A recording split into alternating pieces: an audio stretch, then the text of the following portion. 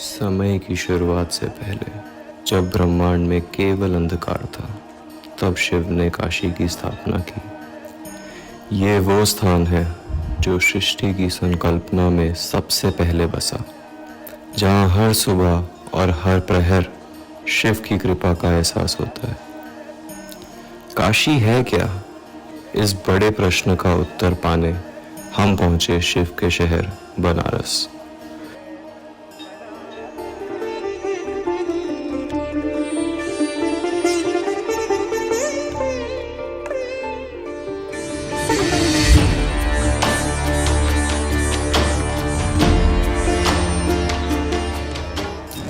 उस प्राचीन नगर में कदम रखते ही हमने उसकी आत्मा को खोजने की यात्रा शुरू की। इस सफर में हमारी मुलाकात हुई एक ऐसे इंसान से जो बनारस की धड़कन को नजदीक से महसूस करते हैं। नमस्कार, मेरा नाम है गौरव द्विवेदी। बनारस के रहने वाले हैं, पेशे से पत्रकार हैं और परिवार से जो है बाटी चोखा रेस्टोरेंट से जुड़े हुए हैं। बनारस में ही पैदा हुए और यहीं से जो है अपनी स्कूलिंग करके फिर बाहर निकले हैं, पत्रकार बन के वापस लौटे हैं। तो अगर बनारस की बात करें तो बनारस का नाम सुनते ही लोग आपके मन में अगर कुछ बचता होगा या जो भी क्लिक करता होगा तो वो घाट होंगे, पानी होगा, नाव होगे, गंगा आरती होगी। लेकिन बनारस इससे बहुत ज़्यादा है। बनारस उसी घाट तक सीमित नहीं है। उन घाटों के अंदर जो मोहल्ले हैं, उन जो गलियां हैं, जो दुकानें हैं, जो लोग हैं, वो वहाँ बनारस असली मिलता है। घाट से तो आप बनारस में घुसेंगे।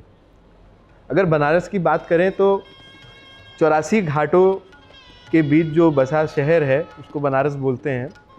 और इन 84 घाटों पे आप शायद पूरा भारत देख सकते हैं। हर तरीके की आस्था, हर तरीके के लोग और हर तरीके की विचारधारा आपको यहाँ मिलेगी। अच्छा, जब इतनी विचारधाराएं मिलती हैं तो ऐसे ऐसे लोग भी मिलते हैं जिन्होंने पूरी दुनिया पर एक तरीके से बनारस का नाम ऊंचा किया। सबसे पहले हम नाम लेंगे पंडित रविशंकर जी का। तो पंडित रविशंकर जी जो थे वो क्लासिकल संगीत के बहुत बड़े सरताज थे, बहुत आला सरताज थे। उन्होंने जो उनकी रचनाएं थी वो आज भी जो है अमेरिका से लेके पूरे दुनिया में जो बड़े बड़े क्लासिकल फोरम्स होते हैं आज भी उनको याद किया जाता है। वहीं दूसरे तरफ अगर हम बात करें तो जहाँ एक तरफ पंडित रविशंकर जी थे, बिस्मिल्लाह खां जी थे, जिन्होंने पूरे बनारस की बातों को अपनी शहनाइयों से देश तक पहुँचाया। बहुत बड़े आला दर्जे के साहित्यकार भी रहे वो। ऐसी महान शख्सियतें जो हैं यहाँ से निकली हैं। पंडित जयशंकर प्रसाद, मुंशी प्रेमचंद जिनको हम हिंदी साहित्य का शेक्सपियर बोलते हैं। तो इतिहास ले लीजिए, पुराण ले लीजिए, चाहे मॉडर्न हिस्ट्री ले लीजिए, बनारस जो है हर जगह शामिल है। उसके बाद अच्छा एक किस्सा इसमें और है कि बनारस के लोग अपनी कार्यशैली में इतने कुशल हैं कि यहाँ पे एक मोहल्ला है जहाँ पे बस मिश्रा जी लोग रहते हैं और ये मोहल्ला है बनारस घराने का। एक ऐसा मोहल्ला जहाँ पे हर घर में कोई ना कोई पद्म अवार्ड है। आप सोच लीजिए क्या होगा उस मोहल्ले का और क्या होगा जो है शहर का। यही है बनारस मेरी नज़रों में। इनसे बात करके हमें ये उत्तर मिला कि काशी वो है जहाँ महादेव ने सती के प्रेम की प्रतीक्षा की। वो काशी है जिसमें 108 जन्मों की साधना में सती को पार्वती के रूप में पुनः प्रकट होते देखा। ये वो भूमि है जहाँ हर सांस में एक मंत्र है और हर कदम में आस्था।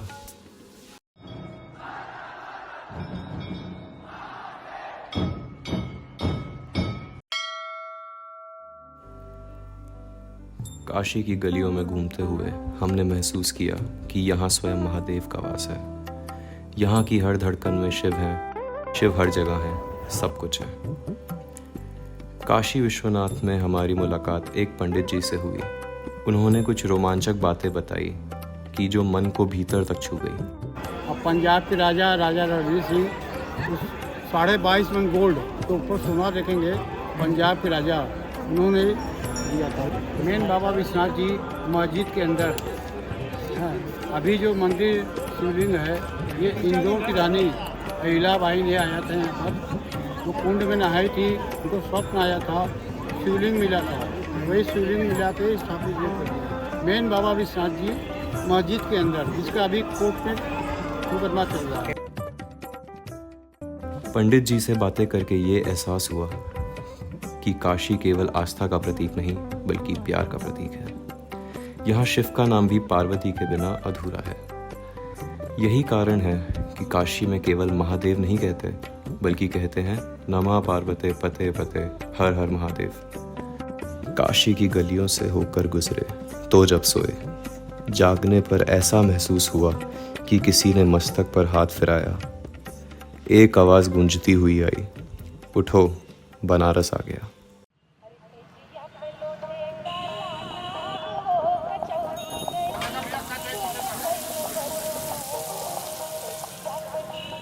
बनारस का इतिहास जितना पुराना है उतनी पुरानी है यहाँ की भाषा, यहाँ का स्वाद और यहाँ की विरासत।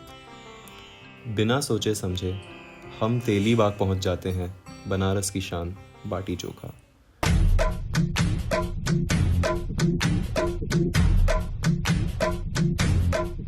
बनारस में घाटों के अलावा जो बनारस है उसको बाटी चोखा के द्वारा दर्शाया जाए।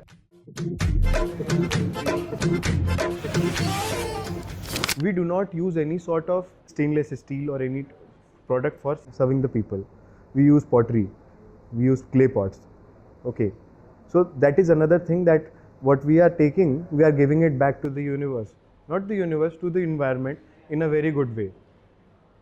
इसी के साथ हमारे स्वाद का सफ़र भी अब अंत की ओर था, लेकिन कुछ ऐसा था जो रह गया था, जो बनारस को एक नया रंग देता है। ओ खाई के पान बनारस वाला, ओ खाई के पान बनारस वाला, खुल जाए बंद अकल का ताला। ओ खाई के धरोहर या विरासत सिर्फ खाने में नहीं, वस्त्रों में भी है। इसे हमने जाना बहुत करीब से। हाथों के कमाल को ही बनारसी कहते हैं। बनारस की साड़ी तो देखिए, ये साड़ियाँ क्या होती है, बनारस की साड़ियाँ शुभ मानी जाती हैं। ये कोई भी वेडिंग पर फंक्शन हो तो उसमें बनारस की साड़ी होनी बहुत ज़रूरी होती है। ये पहले से ही चली आ रही है, क्योंकि पहले क्या होते थे बनारसी साड़ी में, जो अभी ये कॉपर वायर के तार लग रहे हैं, पहले ये क्या होते थे गोल्ड और सिल्वर के तार लगते थे। तो उससे क्या ये पीढ़ी दर पीढ़ी साड़ियाँ चलती थी। चलते चलते कब दौड़ने लगे और उजाले से अंधेरे में पहुंच गए, पता ही नहीं चला। सोचो, ये काशी की गलियों में खोने की बात थी या उस दौड़ की जो हमें अंधेरे की ओर खींच ले जाती है।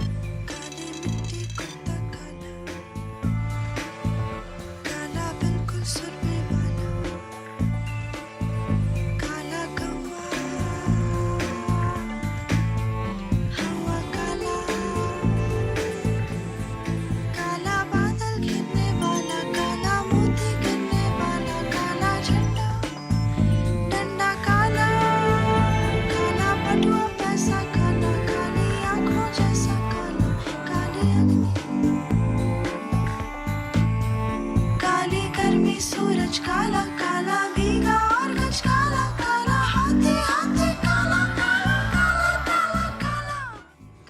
कोई भी है, आना यही है और जलना उसी लकड़ी से है। थोड़े से देसी घी ज़्यादा डालेंगे या तो चंदन वाली लकड़ी ज़्यादा डल जाएगी, तो बस ऐसा है नॉर्मल। लेकिन जलने के बाद वही राख में वो भी मिल जाएगा। तो ये चीज़ किसी के लोग को ना फील है, पता है।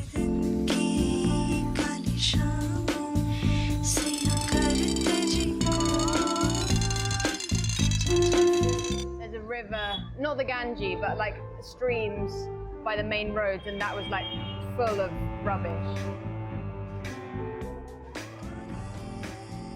शिक्षित सिर्फ अंग्रेजी बोलने से नहीं होता। शिक्षा मतलब होता है आप अंदर है सोच, अच्छा विचार, विहित कर्म, मेहनत, लोगों का सेवा भाव, हर तरह से आप सत्यम शिवम सुंदर बनने के लिए शिक्षित का मतलब है। सिर्फ किताब पढ़ लेना, इंग्लिश बोलना, खूब स्टैंडर्ड कपड़ा पहन लेना, खूब अच्छा दिखना, ये शिक्षा नहीं है। धन दौलत शानदार सा घर इकट्ठा करके उसके बाद क्या? तभी यह एहसास होता है एक दिन सबको यहीं आना है।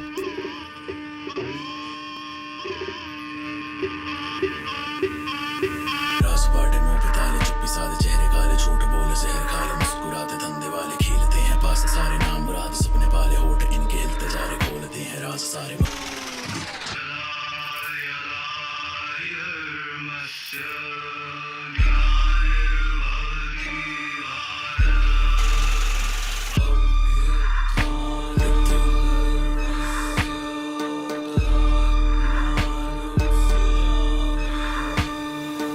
तो हिंदुस्तान में अंधविश्वास इसलिए बढ़ा है कि आओ पाप धो लो।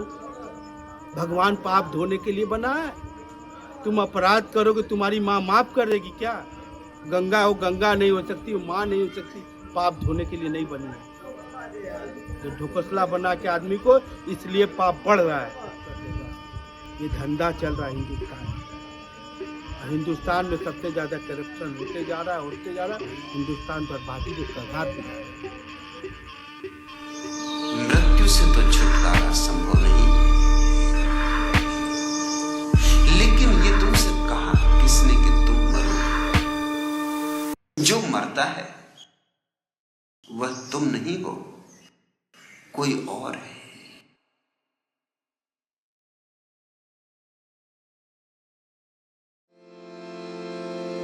जा